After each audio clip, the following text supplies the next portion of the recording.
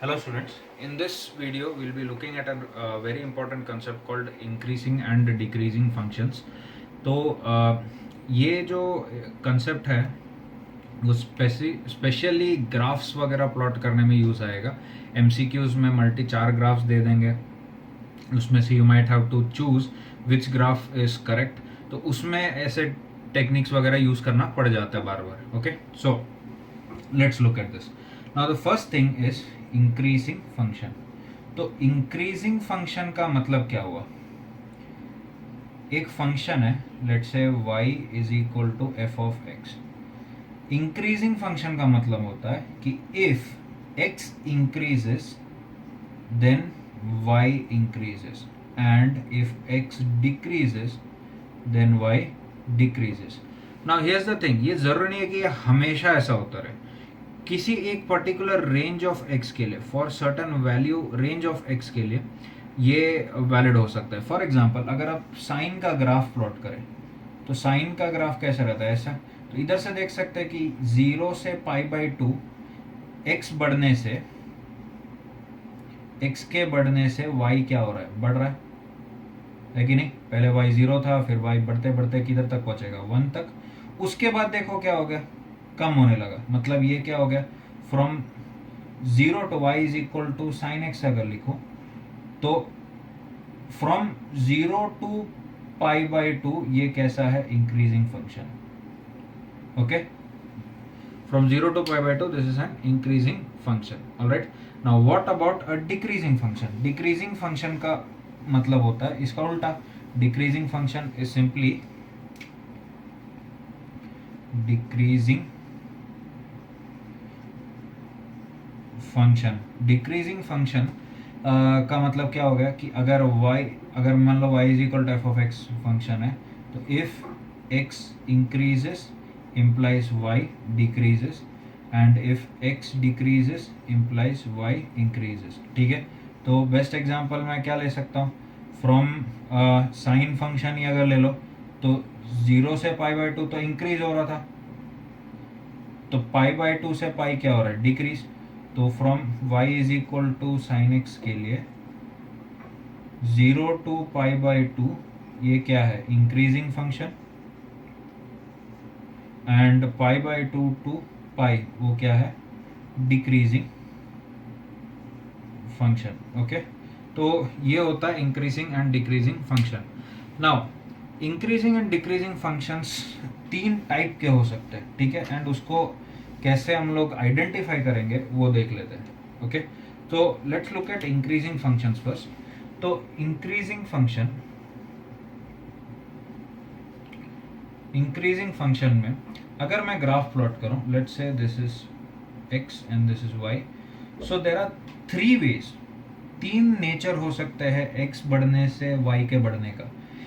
ऐसे बढ़ सकता है, ऐसे बढ़ सकता है स्ट्रेट लीनियर, या फिर ऐसे बढ़ सकता है. ठीक है, so will be looking at 3 possible cases, 1, 2 and 3. Okay, तो इन तीनों में क्या क्या फर्क है वो देख लेते हैं. ठीक है, तो let's look at them one by one. तो सबसे पहला वाला जो केस है इंक्रीजिंग का, फर्स्ट केस ऑफ इंक्रीजिंग, वो क्या है कि ग्राफ ऐसे बढ़ रहा है.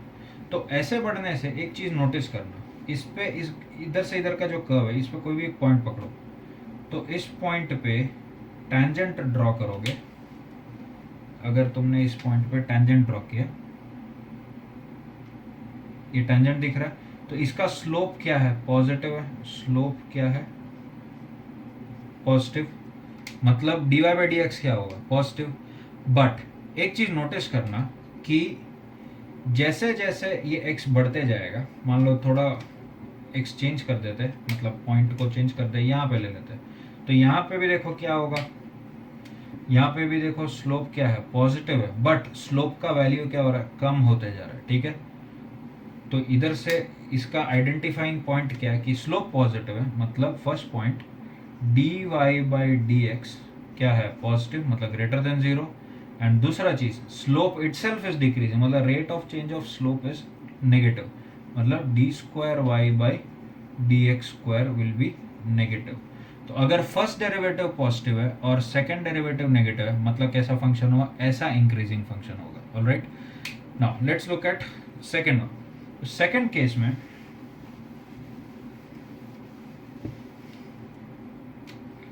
Second case of increasing function simply दिख रहा है कि ये लीनियर फंक्शन है, तो कोई भी पॉइंट पकड़ो उसका टेंजेंट तो वो खुद लाइन हो गया।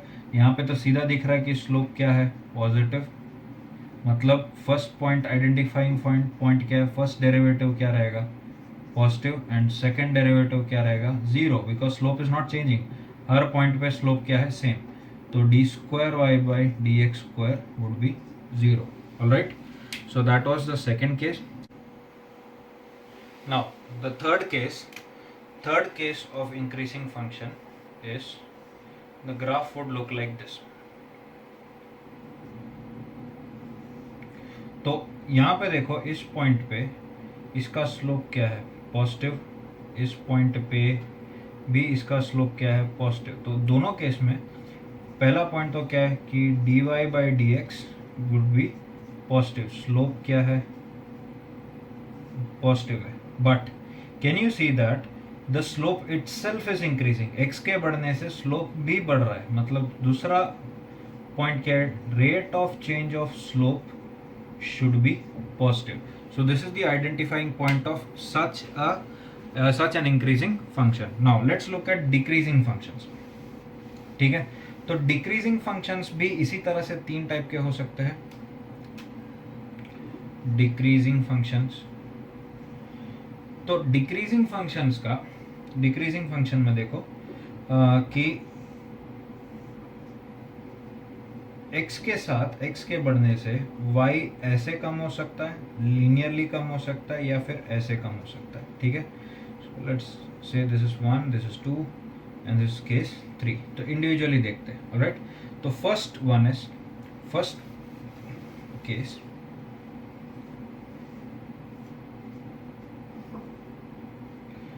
ऐसे हो रहा है, इधर देखो स्लोप क्या है, नेगेटिव, इधर भी स्लोप क्या है, नेगेटिव। तो पहला पॉइंट क्या है इसका, d y by d x should be negative. Okay, now दूसरा पॉइंट, ये देखो इसमें स्लोप नेगेटिव है, ये और नेगेटिव हो रहा है, मान लो ये पहले -2 था तो ये -3 हो रहा है, मतलब स्लोप इज डिक्रीजिंग फर्दर, मतलब इसका rate of change of slope would be negative. All right, so rate of change of slope would be negative. That is the first case of decreasing function. Next, second case of decreasing function. Second case क्या है, linear था ऐसा, तो इधर देख सकते हैं कि इस पॉइंट पे, हर पॉइंट पे x बढ़ने से स्लोप तो नहीं चेंज हो रहा, बट हमेशा स्लोप क्या है, negative. First identifying point is dy by dx is negative, and second identifying point is that rate of change of slope is 0 because slope itself isn't changing. Okay, so that is the second case of decreasing function. Let's look at the third one. Third case कैसा रहेगा?